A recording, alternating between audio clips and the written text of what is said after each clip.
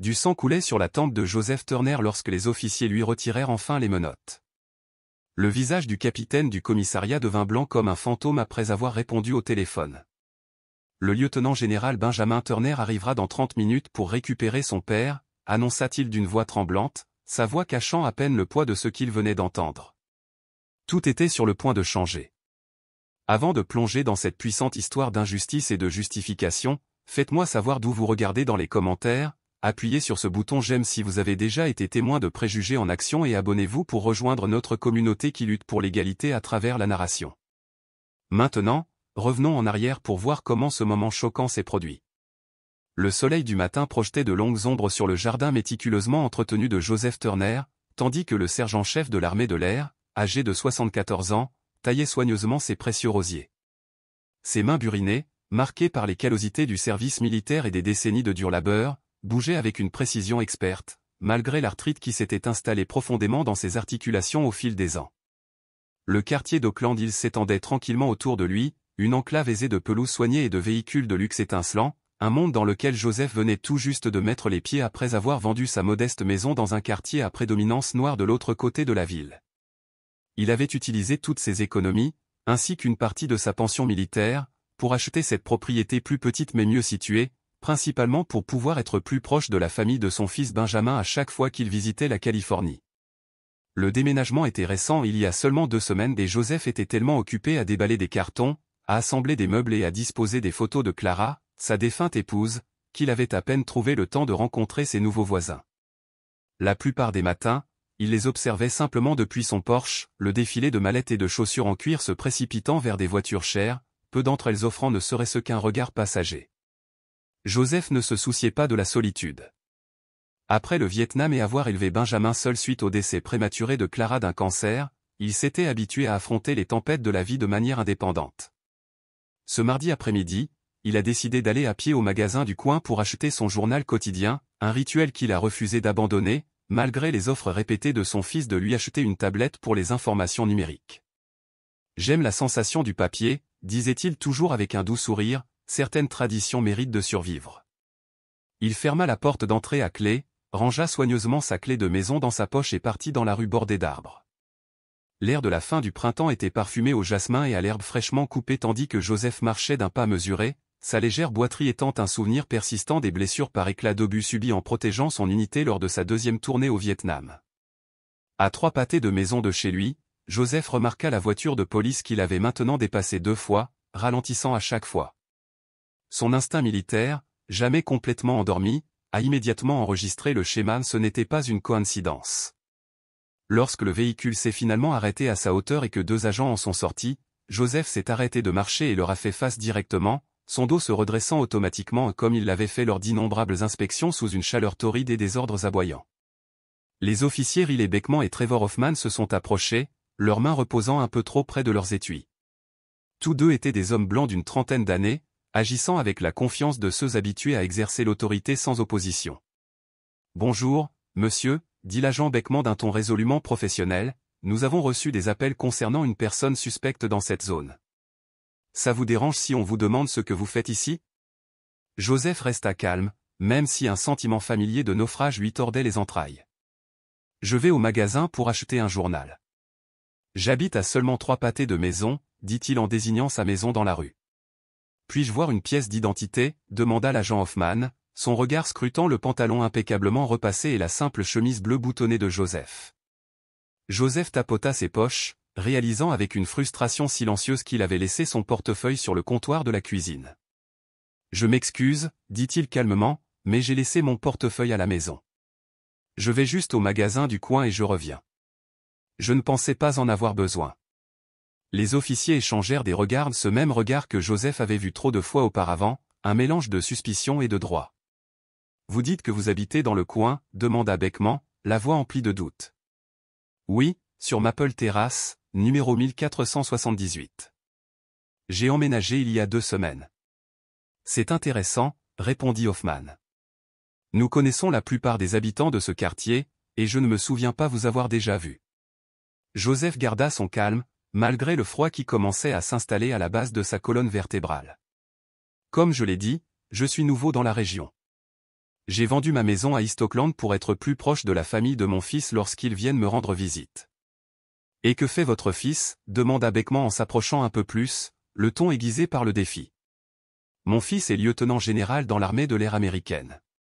Actuellement en poste au Pentagone, répondit Joseph avec une fierté mesurée.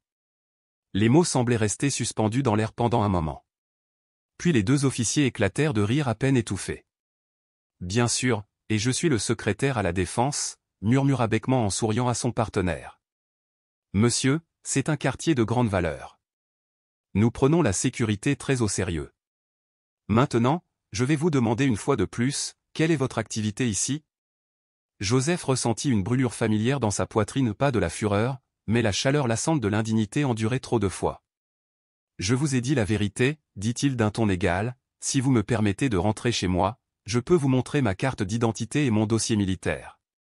Lorsque Joseph se tourna légèrement pour faire un geste vers sa maison, l'agent Hoffman lui attrapa brutalement le bras. Nous n'avons pas fini ici, monsieur. La secousse soudaine a aggravé la mauvaise hanche de Joseph. Il grimaça et déplaça son poids, un mouvement instinctif que les officiers interprétèrent instantanément à tort. Arrêtez de résister, cria Beckman, sa voix résonnant dans la rue tranquille de la banlieue. Derrière ses rideaux de dentelle, Martha Whittaker, une femme blanche d'une soixantaine d'années et résidente de longue date, regardait la scène se dérouler depuis sa fenêtre, paralysée par l'incrédulité mais ancrée sur place. Joseph a été retourné et plaqué contre la voiture de police, l'acier froid mordant ses poignets fins alors que les menottes se refermaient. Je ne résiste pas, dit Joseph, sa voix calme mais teintée de douleur et d'humiliation, son cœur battant dans sa poitrine, non pas par peur, mais par souvenir. Vous n'avez aucune raison de me retenir. L'absence d'identification et un comportement suspect sont des motifs suffisants, rétorqua Hoffman, entamant une fouille corporelle brutale qui aggrava encore les vieilles blessures de Joseph. À travers la fenêtre du croiseur, Joseph aperçut une poignée de voisins debout derrière les portes du jardin ou sur les porches, observant avec un mélange d'inquiétude et d'hésitation, aucun ne fit un geste pour intervenir. À l'intérieur de la voiture de patrouille, Joseph était assis droit malgré les menottes serrées.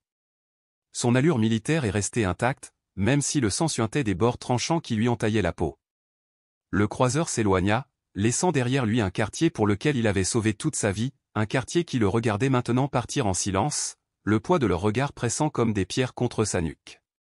Au commissariat, des lumières fluorescentes intenses bourdonnaient au-dessus de la tête tandis que Joseph était assis, menotté à un banc en métal froid dans la zone de traitement. Son dos était droit, sa posture impeccable, le produit d'années d'entraînement militaire que même l'humiliation ne pouvait briser. 3 heures se sont écoulées, mais aucun officier n'a fait le moindre effort pour vérifier son identité ou vérifier son histoire. Autour de lui, la gare s'animait d'une indifférence volontaire. Le personnel et les officiers lui jetaient parfois un coup d'œil, certains avec curiosité, d'autres avec un dédain mal dissimulé. L'éclairage clinique peignait son visage en relief saisissant, chaque ligne, chaque cicatrice, un témoignage de 74 ans de vie. 2 missions au Vietnam lui sont revenues en un éclair, la chaleur brûlante de Da Nang, les cris sous les tirs de mortier, le poids des camarades blessés qu'il avait sortis d'un camion de transport en feu en 1969, le jour où il a obtenu son premier Purple Hat. Et pourtant, lorsqu'il est revenu en Amérique, portant toujours l'uniforme, ce n'est pas de la gratitude qu'il a reçue, mais de la suspicion. Ce même soupçon le fixait maintenant. Le métal mordait plus profondément dans ses poignets.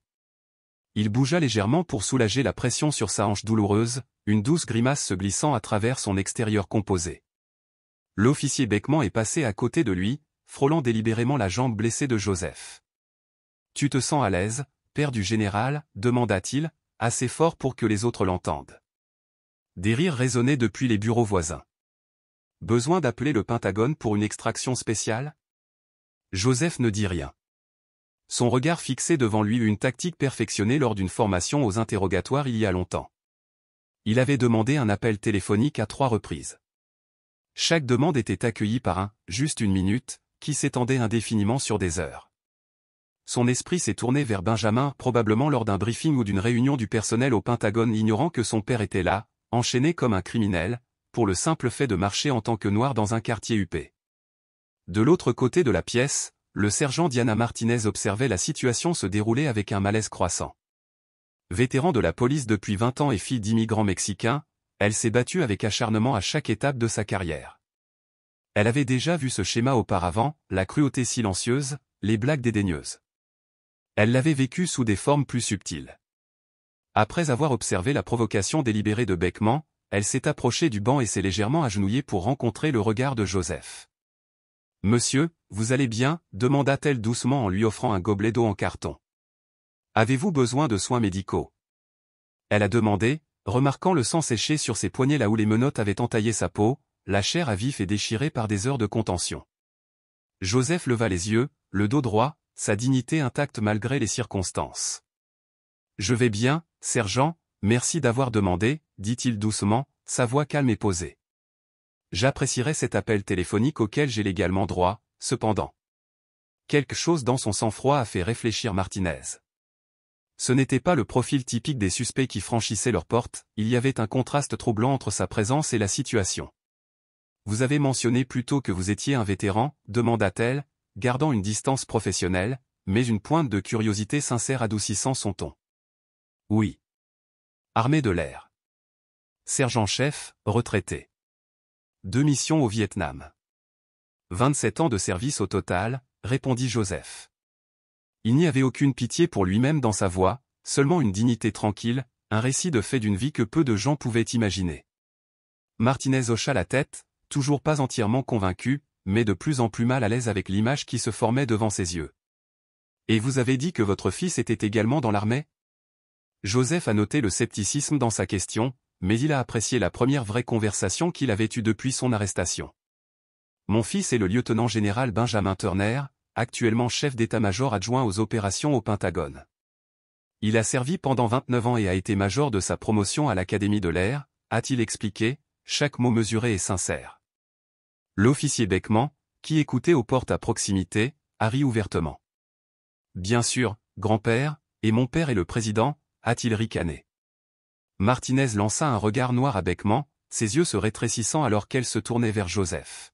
« Monsieur, avez-vous quelque chose qui pourrait corroborer votre identité ?»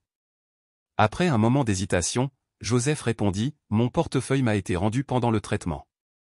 Il contient des photos. » Martinez a récupéré le portefeuille sur le comptoir de la propriété et l'a ouvert. À l'intérieur, elle a trouvé son permis de conduire, confirmant son adresse dans le quartier d'Oakland Hills, une carte d'identité militaire et plusieurs photographies. Une photo montrait un jeune Joseph en uniforme de cérémonie, des médailles brillantes, parmi lesquelles le Purple Hat et la Bronze Star. Une autre le montre debout fièrement à côté d'un homme noir grand et distingué, vêtu de l'uniforme impeccable d'un général de l'armée de l'air. La ressemblance familiale était indéniable. Martinez a étudié attentivement les photos, son expression changeant à mesure qu'elle réalisait. Ils ont peut-être commis une grave erreur. Monsieur Turner, pourriez-vous me dire comment vous êtes arrivé dans ce quartier? Cela pourrait aider à clarifier les choses, demanda-t-elle doucement. Les yeux ternes de Joseph prirent une expression lointaine et distante alors qu'il commençait à parler. Il lui a raconté comment il avait élevé Benjamin seul après que sa femme, Clara Hara, soit décédée d'un cancer du sein alors que leur fils n'avait que 12 ans. J'ai parfois travaillé à 2 emplois, je me suis assuré qu'il avait tout ce dont il avait besoin pour l'école, a-t-il dit doucement.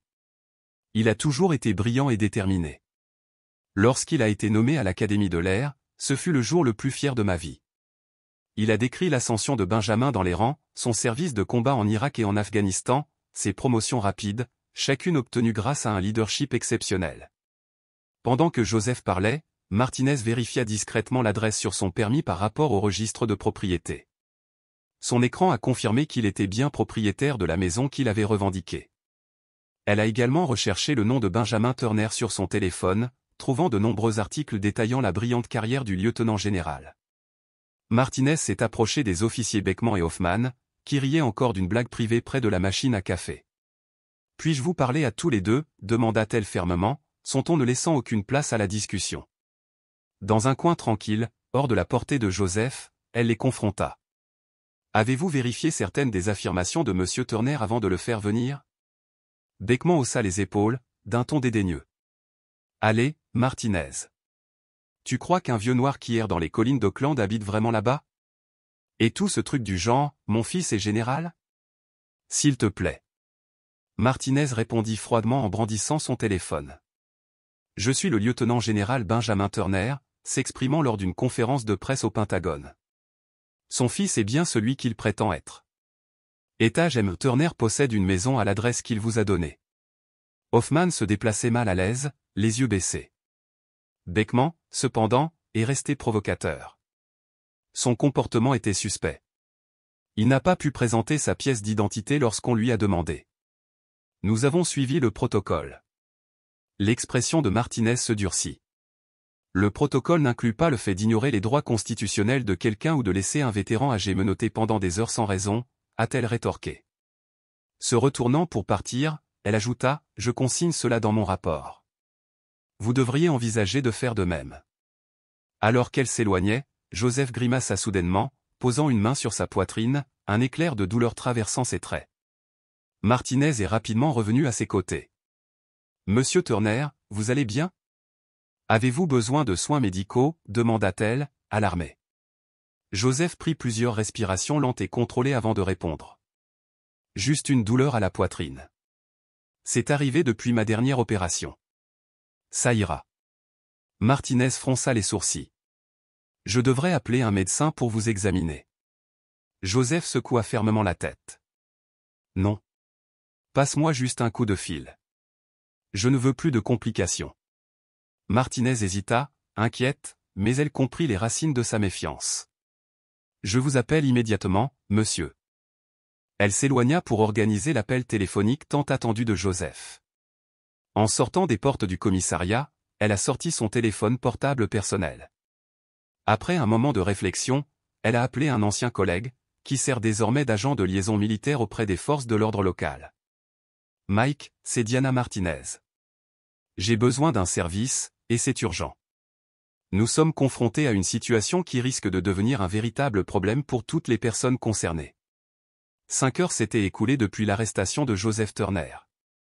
L'horloge du commissariat tournait, chaque minute s'étirant en une éternité sous les lumières fluorescentes vacillantes et le lourd poids de l'indignité. Toujours sans inculpation formelle, Joseph est resté menotté au banc, son endurance militaire mise à l'épreuve par l'inconfort physique et la conscience lancinante que ce traitement reflétait un système non pas brisé par accident, mais délibérément brisé. Continueriez-vous à vous battre pour le respect dans un pays qui refuse à plusieurs reprises de reconnaître votre humanité, malgré des décennies de service ? Commentaire numéro 1. Si vous pensez que Joseph devrait exiger une représentation juridique immédiate. Ou numéro 2. Si vous pensez que la patience pourrait mieux lui servir dans cette situation. Quoi qu'il en soit, n'oubliez pas d'aimer cette vidéo et de vous abonner pour entendre plus d'histoires qui exposent la réalité à laquelle de nombreux vétérans de couleur sont confrontés chaque jour. Voyons maintenant comment cette situation tendue continue d'évoluer au commissariat. Le capitaine Ronald Wilson, un homme blanc trapu aux cheveux clairsemés et âgé de 27 ans dans la police, fronça les sourcils en examinant le rapport d'arrestation soumis par les agents Beckman et Hoffman. Quelque chose dans les détails épars et les justifications vagues a déclenché son instinct aguerri. Ce rapport ressemble moins à une documentation qu'à une justification après coup. Expliquez-moi encore une fois pourquoi il a fallu arrêter cet homme de 74 ans plutôt que de vérifier son identité à son domicile ? Demanda Wilson, levant les yeux du rapport vers les deux policiers qui se tenaient, raides, devant son bureau. Beckman s'éclaircit la gorge et se redressa un peu. « Monsieur, le suspect s'est montré évasif quant à son intention dans le quartier, n'a pas pu fournir de pièces d'identité et a résisté physiquement lorsqu'il a été interrogé plus en détail. » Hoffman hocha la tête en signe d'accord. « Il a fait des mouvements brusques lorsque nous avons tenté de l'arrêter pour l'interroger. Compte tenu des cambriolages récents dans le quartier, nous avons jugé prudent de l'interpeller. » Les yeux de Wilson se rétrécirent, reconnaissant le langage familier souvent utilisé lorsque les officiers devaient se justifier rétroactivement. « Et l'un d'entre vous a-t-il réellement vérifié s'il vivait à l'adresse qu'il a fournie ? » Le silence qui a suivi a parlé plus fort que les mots. Finalement, Beckman a répondu. « Nous avions l'intention de vérifier ces informations lors du traitement. » Le capitaine Wilson jeta le rapport sur son bureau avec une frustration visible. « Alors, au lieu de parcourir 3 pâtés de maison pour vérifier son adresse, vous avez fait venir un vétéran âgé et l'avez laissé menotter pendant 5 heures ? C'est ça, votre conception de la police de proximité ? » Avant que l'un ou l'autre des officiers ne puisse répondre, Wilson les congédia d'un geste sec de la main. « Mettez à jour votre rapport avec des détails concrets. Je veux des dates, des réponses précises et une résistance documentée, si vous prétendez qu'elle a existé. » Alors qu'il quittait son bureau, Wilson se pinça l'arête du nez, les prémices d'un mal de tête se formant. Non pas à cause de la fatigue, mais à cause de l'embarras imminent qui menaçait désormais la crédibilité du ministère. Dans la zone de traitement principale, Joseph s'est retrouvé soumis à une nouvelle série d'interrogatoires. Cette fois, c'est un détective qui semble déterminé à trouver des failles dans son histoire. Monsieur Turner, soyons clairs sur ce que vous faisiez réellement dans ce quartier, insista le détective en se penchant par-dessus la table. Une promenade l'après-midi ne suscite généralement pas de nombreux appels de résidents inquiets. Joseph croisa le regard du détective, stable et calme. J'allais acheter un journal, comme je l'ai dit à plusieurs reprises. Si des voisins ont appelé parce qu'un homme noir se promenant dans son quartier leur semblait suspect, cela reflète leurs préjugés, et non mon comportement. L'expression du détective se durcit, se hérissant contre la logique calme de Joseph.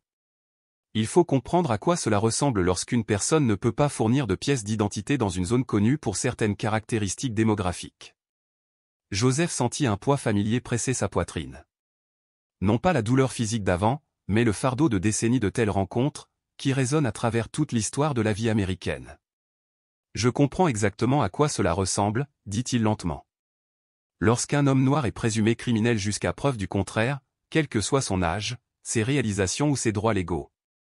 Pendant ce temps, le sergent Martinez poursuivait son enquête discrète. Profitant de sa pause déjeuner, elle a approfondi ses connaissances sur les antécédents de Joseph. Son dossier militaire confirmait tout ce qu'il avait affirmé, 2 Purple Hearts, une Bronze Star avec bravoure, 27 ans de service exemplaire. Elle a découvert un article de presse local datant de 3 mois plus tôt, citant le lieutenant-général Benjamin Turner. Il avait parlé avec fierté du déménagement de son père à Auckland pour être plus proche de sa famille. Et dans cette confirmation silencieuse, la vérité ne pouvait plus être niée. Lorsque les fonctions du général au Pentagone lui permirent de se rendre sur place, Martinez commença à ressentir un malaise grandissant quant à la gestion de la situation. Son malaise s'accrut lorsqu'elle vit le département passer discrètement de la recherche de la responsabilité à la maîtrise des dégâts. Joseph fut finalement placé en cellule de détention provisoire avec 3 autres détenus des hommes de couleur, tous arrêtés pour divers délits mineurs. Alors que la lourde porte claquait derrière lui, il se dirigea lentement vers un banc de métal froid et s'assit, conservant une posture digne, malgré l'épuisement qui commençait à peser sur lui, visible dans l'affaissement subtil de ses épaules. Un jeune homme noir assis en face de lui hocha la tête en guise de salutation, son ton étant un mélange d'ironie et de parenté. « Ils t'ont tué aussi, vieux ? Quel est ton crime, d'exister en étant noir ?» Joseph étudia le jeune homme, remarquant l'intelligence vive dans ses yeux et le sang-froid qu'il gardait malgré leur environnement. Apparemment, aller acheter un journal dans mon quartier était une raison suffisante pour être arrêté. Le jeune homme tendit la main. Deshaun Williams, étudiante en 3e année de droit à Berkeley. Arrêté pour avoir correspondu à la description d'un homme qui aurait commis un vol à l'étalage à 3 km de là. Peu importe que la description soit simplement homme noir, taille moyenne. Joseph lui serra la main. Joseph Turner. Sergent-chef de l'armée de l'air à la retraite. Les sourcils de Deshaun se haussèrent légèrement. Un militaire ? Je pensais qu'il ferait preuve de plus de respect envers les vétérans. Joseph laissa échapper un rire sec et sans gaieté. Dans ce pays, le respect est soumis à certaines conditions. Il l'a toujours été. Au cours de l'heure qui a suivi, Joseph a partagé la sagesse durement acquise qu'il avait acquise au cours de 70 années de navigation dans les courants de la politique raciale américaine. La dignité, c'est quelque chose qu'ils essaient de prendre, mon fils. Ne la renonce jamais volontairement. C'est leur première victoire, te faire sentir moins qu'humain. Deshaun écoutait avec une intensité silencieuse, reconnaissant la vérité dans les paroles de Joseph à travers le prisme de ses propres expériences, bien que plus courtes. J'étudie le droit des droits civiques précisément pour cette raison, a expliqué Deshaun. Ces abus systémiques persistent parce qu'ils sont rarement contestés efficacement. Le système se protège lui-même. Leur conversation fut interrompue lorsque la porte de la cellule s'ouvrit et qu'un officier perturbé cria. « Joseph Turner, viens avec moi. » Maintenant. Le téléphone du capitaine Wilson sonnait sans interruption depuis 15 minutes. Chaque appel était plus urgent que le précédent, provenant de rangs de plus en plus élevés. Le dernier en date l'avait laissé pâle, son calme habituel remplacé par une certaine nervosité. Le Pentagone s'enquêtait sur la détention d'un vétéran nommé Joseph Turner, et le ton de l'appel le laissait clairement entendre, il ne s'agissait pas d'une affaire de routine. Wilson s'est précipité hors de son bureau vers les cellules de détention, marmonnant des jurons dans sa barbe. Amenez Turner à mon bureau. Immédiatement, aboya-t-il à l'agent le plus proche, avant d'ajouter sèchement, et pour l'amour du ciel, retirez-lui ses menottes. Tandis que Joseph était escorté à la hâte à travers le commissariat, il remarqua un changement frappant dans le regard des policiers. Les sourires narquois et les regards dédaigneux avaient disparu, remplacés par une neutralité prudente ou des regards qui détournaient rapidement le regard. Le capitaine Wilson attendait à la porte de son bureau, un sourire étiré sur son visage, tendu et loin d'être sincère. « Monsieur Turner, veuillez entrer. Il semble qu'il y ait eu un malentendu aujourd'hui. » Joseph ne dit rien en entrant. La même dignité qu'il avait soutenue malgré la guerre et l'injustice raciale servait désormais de condamnation silencieuse et inébranlable à un système qui s'efforçait de réécrire son propre récit. Devant le bureau, Martinez observait la scène. Une lueur de satisfaction sombre traversa son visage, mêlée à une inquiétude grandissante quant à la suite des événements. Elle avait pris sa décision et mis en branle la justice, mais elle comprenait, mieux que quiconque, que cette justice brise souvent des carrières. Peut-être même la sienne. À l'intérieur du bureau du capitaine Wilson, la tension montait. La fadeur de la peinture institutionnelle et le mobilier banal contrastaient fortement avec la présence calme et imposante de Joseph Turner. Il était assis en face du capitaine de police, visiblement mal à l'aise, dont l'allure témoignait d'une calme résilience. « Monsieur Turner, je tiens à vous présenter mes excuses pour la gêne occasionnée aujourd'hui, » commença Wilson, son ton contrastant avec la froide indifférence que Joseph avait endurée ces 5 dernières heures. Il semble qu'il y ait eu un malentendu important. Joseph le regarda en silence. La discipline d'une vie entière en uniforme se reflétait dans chacun de ses mouvements contrôlés, malgré le sang séché encore incrusté sur ses poignets, là où les menottes lui avaient mordu la peau. « Capitaine, y a-t-il une raison particulière pour laquelle mon désagrément est soudainement devenu important, alors que mes demandes répétées d'appels téléphoniques ont été ignorées pendant des heures ?» Wilson se déplaça sur sa chaise, son ton habituel vacillant. « Monsieur, je viens de recevoir un appel du Pentagone concernant votre détention. Il semble que le sergent Martinez ait contacté les services militaires au sujet de votre situation. » Joseph n'était pas surpris. Il avait remarqué sa discrète inquiétude plus tôt. Wilson s'éclaircit la gorge. « Votre fils, le lieutenant-général Turner, a été informé. Il est actuellement en route depuis Washington. » Pour la première fois depuis son arrestation, Joseph s'autorisa un petit sourire. Benjamin a toujours été efficace face à un problème. Tandis que Wilson s'excusait de nouveau, les pensées de Joseph s'égaraient. Il vit Benjamin à 7 ans, promettant solennellement de protéger son père après qu'un vendeur les eût suivis avec suspicion. Benjamin a 12 ans, debout, courageux et silencieux, aux funérailles de sa mère, serrant la main de son père. Benjamin a 17 ans, annonçant avec une détermination inébranlable qu'il intégrerait l'Académie de l'air. Joseph l'avait élevé seul après la mort de Clara, emportée par un cancer. Il travaillait en double équipe, sous-officier de l'armée de l'air le jour, agent de sécurité le week-end le soir.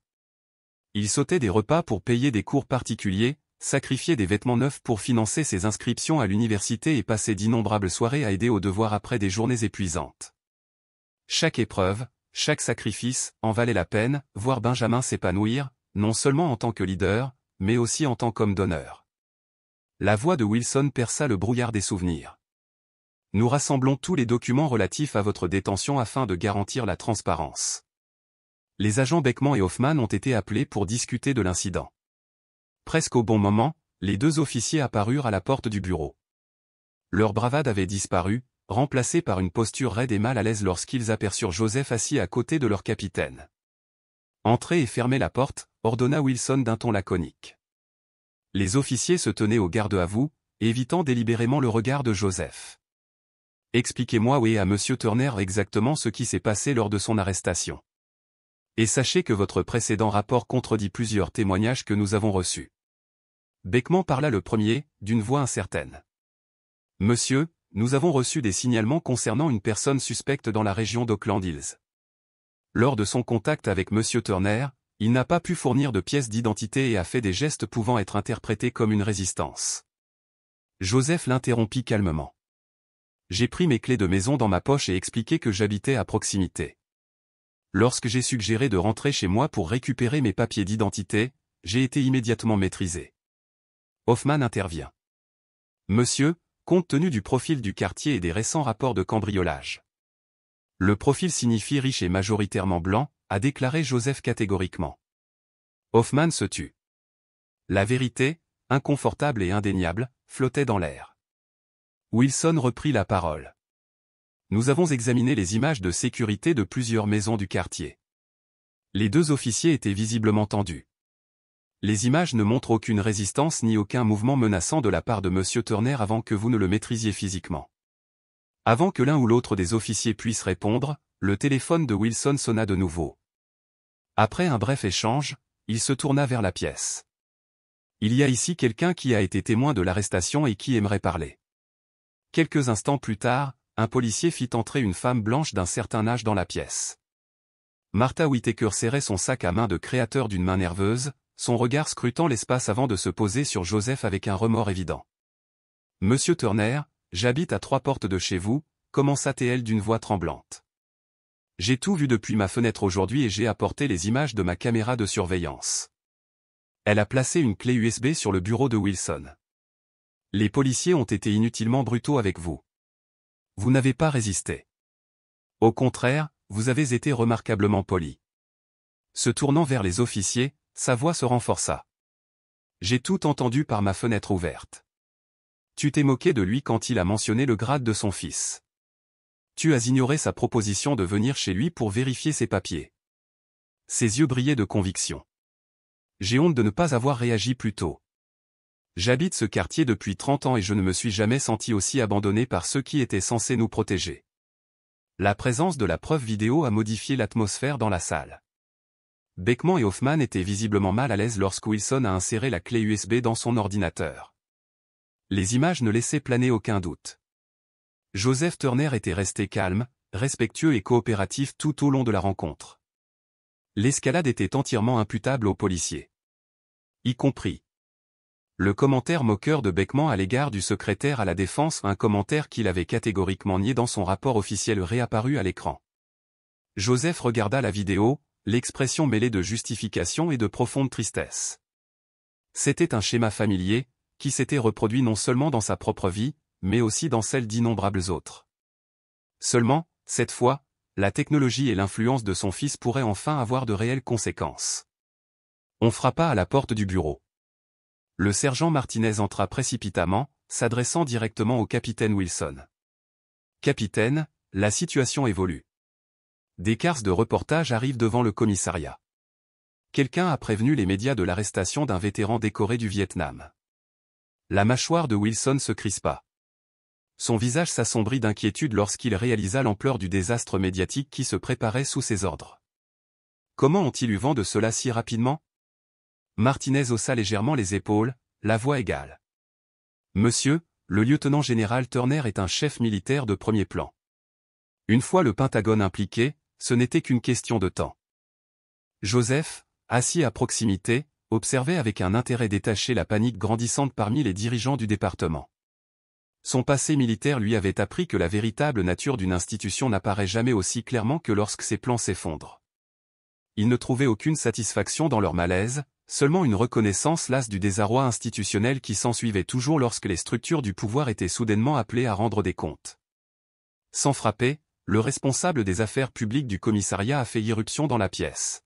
« Capitaine, nous avons besoin d'une déclaration immédiate. Channel 7 rapporte déjà que nous avons arrêté un vétéran décoré du Vietnam pour avoir marché dans son quartier. Il relie cela à 3 autres plaintes pour profilage racial déposées le mois dernier. » Le capitaine Wilson se frottait les tempes, luttant visiblement pour contenir une crise qui se multipliait de minute en minute. Transférez M. Turner dans la salle de conférence. Apportez-lui tout ce dont il a besoin, nourriture, soins médicaux, n'importe quoi. Puis, se tournant vers Joseph avec un ton de cordialité forcée, il ajouta. « Monsieur, nous voulons arranger les choses. Que pouvons-nous faire pour vous en attendant l'arrivée de votre fils ?» Joseph se leva lentement, le poids de la journée pesant sur lui, mais sa dignité resta intacte. « Ce que je voulais, dit-il d'une voix assurée, c'était être traité avec le même respect que n'importe quel autre citoyen de mon quartier. À défaut, j'apprécierais un verre d'eau, et peut-être une trousse de premier secours pour mes poignets. » Sa demande simple et raisonnable flottait dans l'air comme une accusation silencieuse, soulignant l'absurdité de la situation plus vivement que n'importe quelle accusation ne pourrait jamais le faire. Tandis que Joseph était escorté vers la salle de conférence, ses pensées se tournèrent vers Benjamin, qui allait bientôt atterrir. Son fils avait lui-même combattu contre la discrimination tout au long de sa carrière militaire stratégiquement, discrètement, délibérément en choisissant ses combats, calculant ses réponses et gravissant les échelons grâce à son intelligence et sa discipline. Mais aujourd'hui allait mettre à l'épreuve cet équilibre délicat, cette corde raide que Benjamin avait empruntée entre son devoir militaire et son identité d'homme noir en Amérique. La porte de la salle de conférence venait à peine de se refermer sur Joseph que le téléphone du capitaine Wilson sonna de nouveau. L'écran affichait un numéro du ministère de la Défense. Il répondit, la voix tendue. Capitaine Wilson à l'appareil. La voix au bout du fil était sèche, autoritaire. Capitaine, ici le colonel James Harrington, adjoint du lieutenant-général Turner. Le transport militaire du général vient d'atterrir à l'aéroport international d'Auckland. Il arrivera à votre commissariat dans une vingtaine de minutes. Le général a demandé que son père reçoive des soins médicaux immédiats pour toute blessure subie pendant sa détention.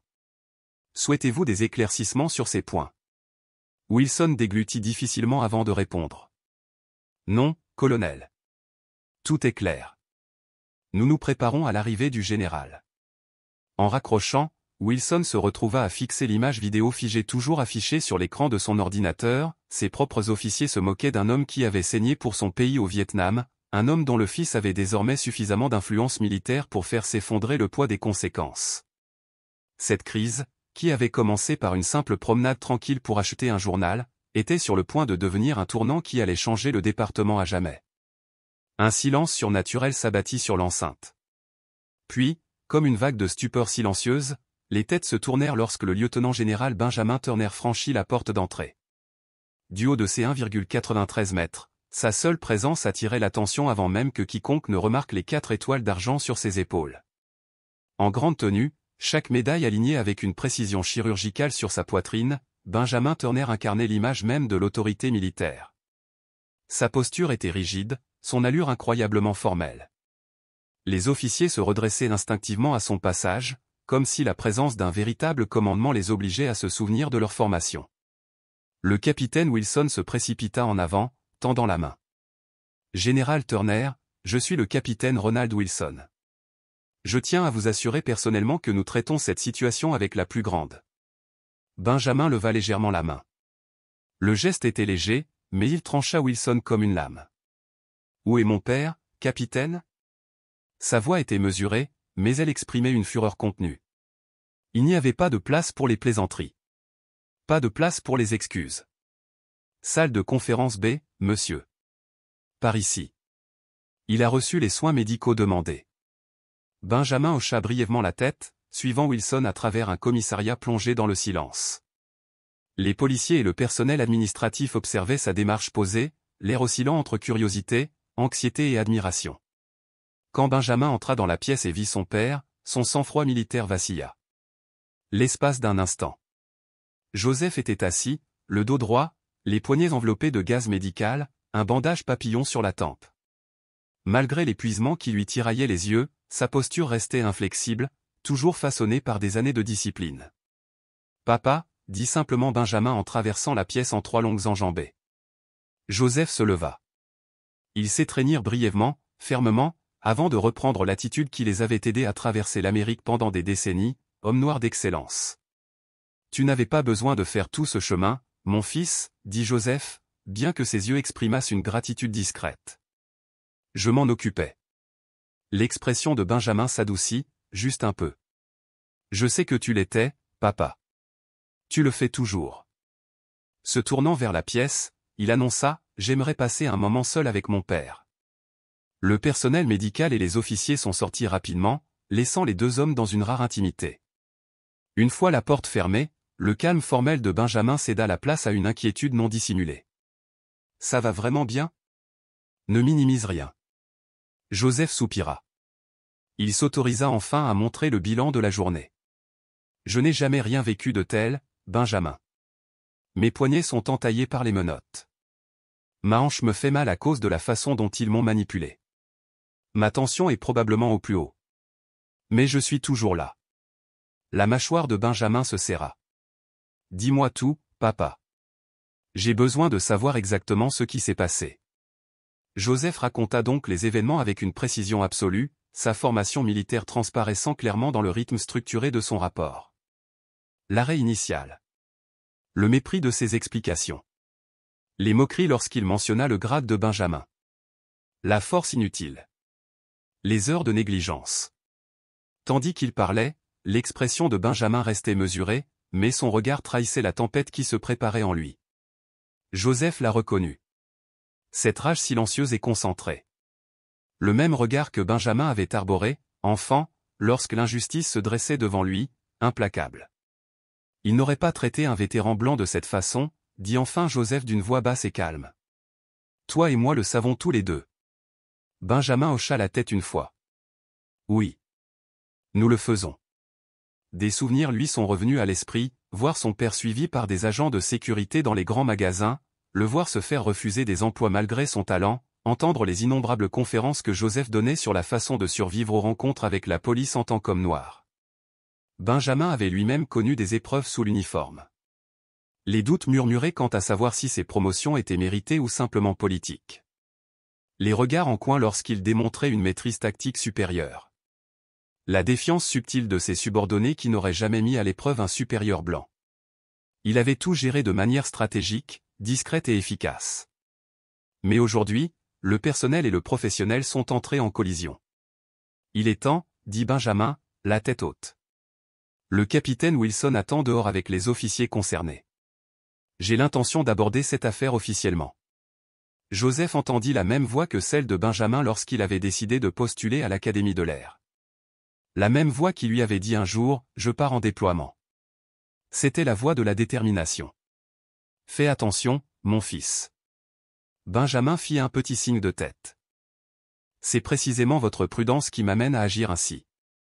Certaines batailles ne peuvent être déléguées. » Lorsque le capitaine Wilson et les officiers Beckman et Hoffman furent rappelés dans la salle de conférence, ils trouvèrent les Turner côte à côte, deux générations d'excellence militaire, commandant en silence. Benjamin parlait sans cérémonie. « Capitaine Wilson, j'ai visionné les images de sécurité et entendu le témoignage de mon père. Ce que j'ai constaté est un manquement fondamental à la déontologie et à la décence humaine. Son ton restait égal, mais chaque mot frappait comme un marteau. Agents Beckman et Hoffman, vous avez arrêté un vétéran décoré récipiendaire de 2 Purple Hearts et d'une Bronze Star pour le crime d'avoir marché dans son propre quartier. Vous vous êtes moqué de son service, et du mien. Vous avez usé de la force contre un homme de 74 ans, dont les blessures de guerre étaient avérées. Puis vous avez rédigé de faux rapports pour dissimuler l'incident. » Beckman se déplaça, essayant de se défendre. « Monsieur, avec tout le respect que je vous dois, nous répondions à des appels concernant une personne suspecte. » « Vraiment, coupa Benjamin d'une voix glaciale. « Parce que les appels auxquels vous faites référence ont eu lieu après que vous ayez commencé à filer mon père. Pas avant. Les horodatages le prouvent. » Le silence envahit la pièce. « Ce n'est pas un incident isolé, » a poursuivi Benjamin. « Votre service a reçu 3 autres plaintes pour profilage racial au cours des 30 derniers jours. » Wilson a essayé de reprendre le contrôle. « Général Turner, nous prenons ces allégations au sérieux. J'ai déjà lancé une enquête interne. Les officiers ont été placés en mission administrative en attendant. » « En attendant quoi, capitaine ?» La voix de Benjamin résonna dans la bureaucratie. « Une autre enquête interne qui innocente tout le monde ? Un autre accord, scellé par la confidentialité ?» Il n'éleva pas la voix, mais le poids de ses mots écrasa toute tentative d'évasion. « Mon père n'a pas besoin de vos excuses. Il a besoin de rendre des comptes. » Les portes du commissariat s'ouvrirent à nouveau lorsque la mère Alice Coleman entra. Sa présence était électrique. À 52 ans, première femme noire à occuper le poste de maire d'Auckland et ancienne procureure, elle avançait avec assurance. « Lieutenant général Turner », dit-elle en hochant la tête respectueusement, puis se tourna vers Joseph. « Monsieur Turner, au nom de la ville, je vous présente mes plus profonds regrets pour ce qui s'est passé aujourd'hui. » Benjamin a apprécié son arrivée, mais il a également reconnu le calcul politique à l'œuvre, le scandale potentiel, la menace d'une réaction de la communauté, la relation fragile entre la mairie et les forces de police. Joseph a finalement reçu les soins médicaux appropriés. Un médecin a examiné les blessures, constaté les lacérations au poignet et les contusions, et mesuré sa tension artérielle élevée. Il a exprimé son inquiétude quant aux signes de symptômes cardiaques liés au stress et a recommandé des examens complémentaires à l'hôpital. Tout au long de cette période, Benjamin est resté aux côtés de son père, veillant à ce que les soins, contrairement aux précédents, soient complets et respectueux. À l'extérieur, la présence médiatique s'est accrue. La nouvelle de la visite d'un responsable du Pentagone dans un commissariat pour défendre son père détenu s'est rapidement répandue. Des leaders communautaires ont commencé à arriver, mobilisés par les mêmes réseaux de réaction rapide construits suite aux injustices passées. Benjamin s'est éloigné et a passé un appel privé. « James, c'est Benjamin. Je dois parler au général Caldwell. » En quelques secondes, le général Robert Caldwell, chef d'état-major de l'armée de l'air et mentor de longue date de Benjamin, a répondu. « Benjamin, j'ai été informé. Comment va ton père ? Il est secoué, monsieur, mais il est résilient. Il l'a toujours été. Que attends-tu de moi ? Demanda Caldwell. Benjamin marqua une pause, choisissant soigneusement ses mots. Monsieur, je m'apprête à prendre des mesures qui pourraient avoir des conséquences à long terme. Je voulais que vous la preniez de ma bouche avant que cela ne fasse la une des journaux. Est-ce que cela concerne les officiers qui ont arrêté votre père ? Il s'agit d'un comportement systémique dont le cas de mon père est un exemple. Je ne peux pas me taire, monsieur. Pas cette fois. Il y eut un moment de silence. Vous avez tout mon soutien, répondit Caldwell. Gérez la situation comme bon vous semble. Mais n'oubliez pas, votre façon de procéder crée un précédent. Pas seulement pour vous, mais pour ceux qui, un jour, emprunteront peut-être le même chemin. Compris, monsieur. Merci. En raccrochant, Benjamin comprit que ce qui avait commencé comme une simple course ou une promenade pour acheter un journal avait déclenché quelque chose de plus important. Un moment de vérité pour un système qui avait grand besoin de changement. Joseph regarda son fils s'approcher, les yeux calmes et compréhensifs. « Quoi que tu prévois, mon fils, je suis avec toi. » Benjamin hocha la tête. « Je sais, papa.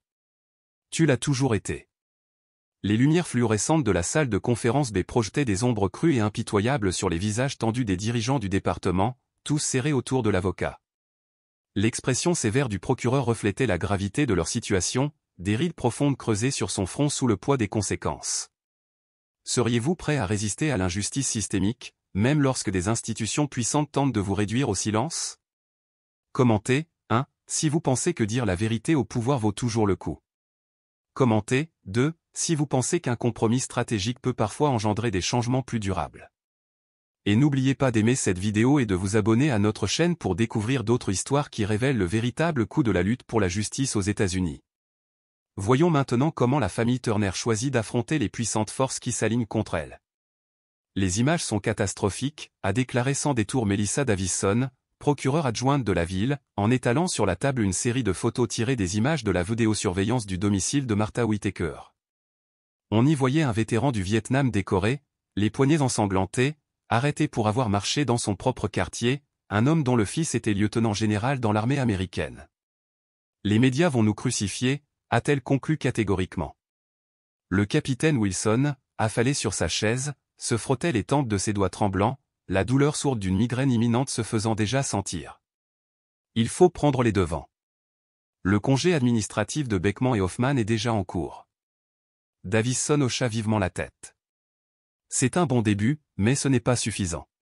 Le maire souhaite qu'une enquête complète des affaires internes soit lancée immédiatement, avec des conclusions attendues dans les 72 heures, et non dans les 90 jours habituels. Du coin le plus éloigné de la pièce, un homme trapu aux cheveux coupés en brosse intervint, la voix ferme d'indignation. Ce délai est inacceptable. Les policiers ont aussi des droits. Tous les regards se sont tournés vers Michael Brodsky, le représentant du syndicat de police, qui avait fait irruption dans la pièce quelques instants après avoir entendu les ordres de congé. Lancer une enquête à la hâte compromet la régularité de la procédure et viole notre contrat. Le regard de Davison se durcit, ses paroles furent tranchantes. Vos agents ont violé les droits constitutionnels de M. Turner devant les caméras, M. Brodsky. Le syndicat devrait peut-être réfléchir à la vigueur avec laquelle il souhaite défendre cette position devant l'opinion publique. Tandis que les chefs de service s'efforçaient de limiter les dégâts, Joseph et Benjamin Turner furent conduits dans le bureau du chef de commissariat, confronté à une pression d'un autre ordre. Un autre avocat de la ville, inconnu mais expérimenté, glissa une liasse de documents bien rangés sur le bureau vers Joseph. Monsieur Turner, la ville est prête à proposer un accord généreux pour résoudre rapidement ce malheureux incident. L'accord comprend une compensation financière et des excuses officielles. Les yeux de Benjamin parcoururent rapidement les documents, ces années d'analyse de contrats militaires lui permettant de repérer immédiatement la clause de non-divulgation enfouie dans le jargon juridique. Vous demandez à mon père de renoncer à son droit de parler de ce qui lui est arrivé aujourd'hui. Le sourire de l'avocat ne faiblit pas. L'accord permet une résolution sans litige prolongé, qui pourrait prendre des années et imposer un stress excessif à votre père, surtout à son âge. Le visage de Joseph resta impassible. Il repoussa lentement les papiers sur le bureau. Je ne me suis pas battu pour ce pays simplement pour que mes droits soient bafoués à huis clos. Non, merci. Ce rejet de l'accord fut la première salve d'une campagne de pression calculée. Quelques instants plus tard, alors que Benjamin sortait pour répondre à un appel de son assistant à Washington, son téléphone vibra à nouveau cette fois, un message laconique du général Williams, chef d'état-major interarmé. Besoin de discuter de la situation à Auckland. Appelez-nous au plus vite. Benjamin a compris le message entre les lignes. La hiérarchie militaire s'inquiétait de plus en plus. L'implication d'un officier de haut rang dans une controverse sur la police civile prenait rapidement des proportions nationales. À l'intérieur, le sergent Martinez était assis isolé à son bureau, ses collègues l'évitant ostensiblement après que la nouvelle de sa décision de contacter les canaux militaires se soit répandue. « Je ne vous ai pas pris pour un rat, Martinez », murmura l'officier Collins en passant. « Je vous prenais pour un policier respectueux des procédures », répondit-elle, les yeux fixés sur son écran. « Je me trompe aussi à votre sujet. » À l'extérieur du commissariat, la foule avait grossi. Ce qui avait commencé par quelques fourgonnettes de presse dispersées s'était transformé en un véritable rassemblement de citoyens, leurs pancartes faites main griffonnées de déclarations audacieuses, « Justice pour Joseph Turner, les vétérans méritent le respect ». Les frères militaires de Joseph s'étaient mobilisés avec une rapidité stupéfiante. Un groupe de vétérans du Vietnam noir et blanc se tenait solennellement au garde-à-vous sur les marches du commissariat, créant une puissante image de fraternité transcendant les clivages raciaux si souvent tracés par le sang. L'appel aux armes était venu de Ricardo Mandé, l'ancien compagnon de peloton de Joseph de la province de Quang Tri, en 1969. Quand j'ai appris ce qui était arrivé à Joe, j'ai passé quelques coups de fil, a déclaré l'homme de 75 ans au journaliste, la voix rauque à force de souvenirs. Il a sorti 3 hommes d'un hélicoptère en flammes sous le feu ennemi. Et c'est ainsi que son pays le remercie. La vague d'indignation n'a fait que s'amplifier lorsque Deshaun Williams, l'étudiant en droit qui avait brièvement partagé la cellule de Joseph, est sorti du commissariat après sa libération. Conscient de l'ampleur du moment, il a immédiatement mis Joseph en contact avec la clinique des droits civiques du Berkeley Law, où il effectuait son stage. Monsieur Turner, ses avocats sont spécialisés dans les cas de mauvaise conduite policière, a-t-il déclaré, présentant le professeur Eleanor Jackson, directeur de la clinique. Ils ont géré des situations similaires dans toute la Californie du Nord. Alors que le soutien populaire gagnait du terrain, Benjamin s'enfonçait dans des eaux politiques tumultueuses. Son deuxième entretien avec le général Williams fut teinté de prudence. Maintenir la neutralité militaire dans les affaires civiles.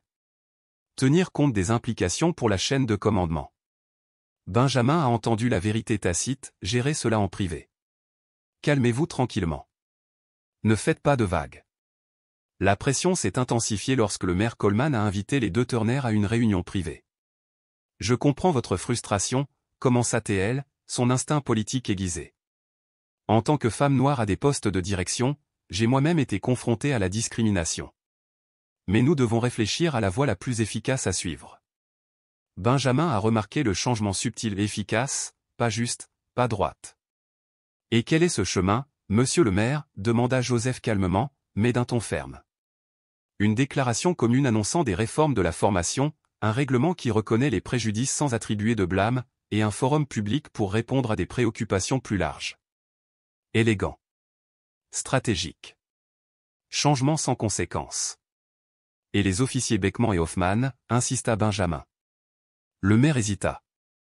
Réaffectation administrative, en attente de reconversion. Joseph se tourna vers son fils, un regard imprégné de décennies de compréhension partagée. C'est insuffisant, monsieur le maire, dit-il doucement. Ces policiers n'ont pas raté leur formation. Ils ont suivi leur instinct, celui qui leur disait qu'un noir n'a pas sa place dans ce quartier, quel que soit son âge et ses médailles. Aucune reconversion ne peut y remédier. Alors qu'il quittait son bureau, le téléphone de Benjamin vibra de nouveau. Cette fois, c'était le général Caldwell. Le secrétaire à la Défense est en réunion d'information, a-t-il déclaré sans ambages. On s'inquiète de la perception que pourrait avoir votre implication. Benjamin expira lentement.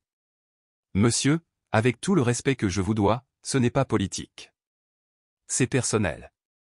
Mon père a été maltraité à cause de sa couleur de peau. Malgré tout ce qu'il a fait pour ce pays. Le soupir de Caldwell résonna dans la file. Benjamin, tout ce qui concerne un lieutenant général devient politique, qu'on le veuille ou non. Le secrétaire vous soutient personnellement, mais la neutralité institutionnelle doit être préservée. Le message était on ne peut plus clair. La brillante carrière militaire de Benjamin, ses décennies de sacrifices discrets a été menacée s'il se tenait trop visiblement aux côtés de son père. À la tombée de la nuit, les conséquences de la journée se firent sentir pour Joseph. Un examen médical confirma une hypertension artérielle et des symptômes cardiaques liés au stress, qui nécessitaient une surveillance. Lorsque Benjamin suggéra de reporter les prochaines réunions au matin, Joseph se redressa. J'ai connu pire au service de ce pays. Nous terminons ce que nous avons commencé. Leur détermination fut de nouveau mise à l'épreuve lorsqu'ils apprirent que le syndicat de police avait prévu une conférence de presse. Leur récit présentait Beckman et Hoffman comme des fonctionnaires intègres, injustement vilipendés pour avoir suivi les procédures habituelles dans une région à forte criminalité. Simultanément, les médias conservateurs ont commencé à se demander pourquoi un officier du Pentagone s'impliquait dans des affaires de police civile, suggérant que Benjamin utilisait l'influence militaire pour une cause personnelle. C'était un schéma familier. Le système se protégeait, détournant l'attention de l'injustice et privilégiant la dérivation bureaucratique. Puis, surprise, Martha Whittaker, la voisine âgée dont les images avaient déclenché l'incendie, a demandé un rendez-vous. Il y a quelque chose que tu devrais voir, commença-t-elle en tendant une tablette. J'ai visionné d'autres images, et j'ai trouvé quelque chose. Elle tourna lentement l'écran vers eux, les mains légèrement tremblantes, comme si le poids de ce qu'elle s'apprêtait à révéler l'ébranlait dans sa propre conscience. Les images étaient nettes, implacables. Beckman et Hoffman, encore et encore, interpellant des hommes noirs dans le même quartier, toujours sous des prétextes vagues, presque dérisoires. Le même schéma, répété avec une régularité glaçante. Toujours ces visages noirs arrêtés, contrôlés, examinés comme des intrus dans un décor qui semblait refuser leur simple présence. Je ne m'en suis rendu compte qu'aujourd'hui, murmura-t-elle, la voix à peine audible, voilée de honte. Parce que je n'ai jamais pensé à me poser la question, jamais. Ce simple aveu, nu, sans défense, résonna dans la pièce comme un éclat de vérité qu'on ne pouvait plus ignorer. Elle venait de franchir un seuil intérieur, brisant en quelques mots le mur silencieux de la complaisance, le rempart confortable du je ne savais pas, ce voile que tant de regards bienveillants avaient préféré garder sur les yeux. Sa confession fragile, mais sincère a marqué une faille dans l'armure épaisse du déni collectif. Une fissure minuscule, mais réelle. Et cette brèche ne tarda pas à s'élargir. Elle se dilata encore davantage lorsque Deshaun réapparut, accompagné du professeur Jackson et de 3 étudiants en droit, les bras chargés de lourdes boîtes pleines de dossiers, de rapports, de chiffres et de preuves. Un souffle nouveau entrait dans la pièce, un vent d'enquête minutieuse, de vérité documentée. Nous avons examiné les archives du service, expliqua Deshaun d'une voix calme, mais animée d'un feu intérieur. Au cours des 18 derniers mois, les officiers Beckman et Hoffman ont interpellé 37 individus dans des quartiers à majorité blanche. 35 d'entre eux étaient des personnes de couleur. Pas une seule de ces arrestations n'a donné lieu à des poursuites pénales. Pas une. Le ton, les chiffres, la précision clinique de ces données faisaient voler en éclats la fragile narration officielle. Le récit changeait, irrémédiablement. Ce n'était plus une erreur isolée, un accident regrettable. C'était une mécanique. Un système. Une habitude profondément enracinée dans le tissu de la ville. Joseph se tourna vers son fils. Ses yeux, bien que cernés de fatigue, luisaient d'une clarté farouche. Quelque chose en lui venait de se cristalliser. « Mon fils, dit-il, d'une voix posée mais ferme, je dois faire une déclaration. Pas dans une salle close. Pas à travers les mots d'un avocat. Au peuple. En face. » Benjamin sentit sa gorge se serrer. Il savait ce que cela signifiait. Il en mesurait immédiatement le prix. « Papa, tu es sûr ? Une fois qu'on ouvre cette porte, il n'y a plus de retour. Plus de contrôle possible. » Joseph hocha la tête, lentement. « J'ai passé 74 ans à calculer, à être prudent, à marcher sur la ligne étroite entre la colère et la diplomatie, dit-il. Mais parfois, la justice exige autre chose. Elle exige qu'on sorte de l'ombre, qu'on se tienne debout en pleine lumière, et qu'on dise la vérité. Toute la vérité. Quel qu'en soit le prix. » À cet instant précis, le téléphone de Benjamin vibra dans sa main. L'écran s'alluma, projetant une lumière froide dans la pièce. Un message d'alerte s'affichait, le ministère de la Justice ouvre une enquête préliminaire sur le département de police d'Auckland pour violation potentielle des droits civiques. Le système, pressé dans ses retranchements, rassemblait ses forces. Il se préparait à se défendre. Mais déjà, l'armure qu'il avait patiemment forgée au fil des années montrait ses premières lézardes. Et ainsi, alors que le soleil du matin baignait les marches de l'hôtel de ville d'Auckland d'une lumière dorée, Joseph Turner s'avança, droit comme un pin, les poignets encore ceints de bandages, le visage tiré par l'épuisement, mais le regard inébranlable. Autour de lui, les micros s'alignaient comme des sentinelles de vérité. Derrière lui, Benjamin, dans son uniforme d'apparat, se tenait légèrement en retrait, incarnant à la fois le poids de l'institution militaire et la loyauté d'un fils. Hier après-midi, déclara Joseph d'une voix claire, posée, qui portait loin dans le silence tendu, j'ai été arrêté alors que je marchais pour aller acheter un journal. Dans le quartier où je vis depuis 2 semaines. J'ai été menotté, détenu pendant des heures, sans qu'aucune charge ne soit retenue contre moi. J'ai été privé de mes droits. Pas parce que j'avais fait quelque chose d'illégal. Mais parce que je suis un homme noir. Et qu'à leurs yeux, un homme noir ne peut pas simplement marcher dans ce quartier. Il parlait, et chaque mot tombait comme une pierre dans l'eau stagnante de l'indifférence. Les caméras captaient chaque inflexion, chaque mouvement, chaque émotion. De l'autre côté de la ville, dans les studios d'une chaîne conservatrice, Beckman et Hoffman prenaient place sous les projecteurs. Entraînés, encadrés, leur voix récitait à la lettre la version syndicale des faits, procédure suivie, communauté inquiète, identification absente. Ils se présentaient en victimes d'une chasse aux sorcières. Rien à voir avec la race, affirmait-il. Et la nation, suspendue à ce duel de récits, regardait. Sa conscience vacillante, tiraillée entre l'ordre et la justice, entre la peur et l'espoir, entre le silence d'hier et la vérité de demain.